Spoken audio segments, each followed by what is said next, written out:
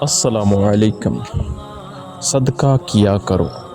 تو پلیز آج کی یہ چھوٹی سی انفارمیشن والی ویڈیوز کو ضرور سنیے گا، صرف چند سیکنڈ درکار ہے۔ اسماء بنت ابی بکر نبی علیہ السلام کے پاس آئیں۔ نبی پاک صلی اللہ علیہ وآلہ وسلم نے فرمایا، مال کو تھیلی میں بند کر کے نہ رکھنا، ورنہ اللہ پاک بھی تمہارے لیے اپنے خزانے میں بندش لگا دے گا۔ جہاں تک ہو سکے لوگوں میں خیر خیرات تقسیم کرتی رہ۔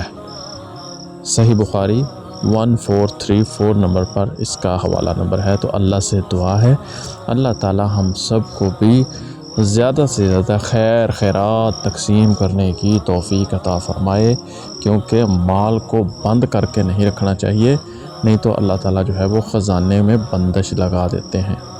اللہ عمل کی توفیق عطا فرمائے۔ ملتے ہیں نیکسٹ نئی ویڈیو میں، چینل کو ضرور سبسکرائب کیجیے گا۔ السلام علیکم۔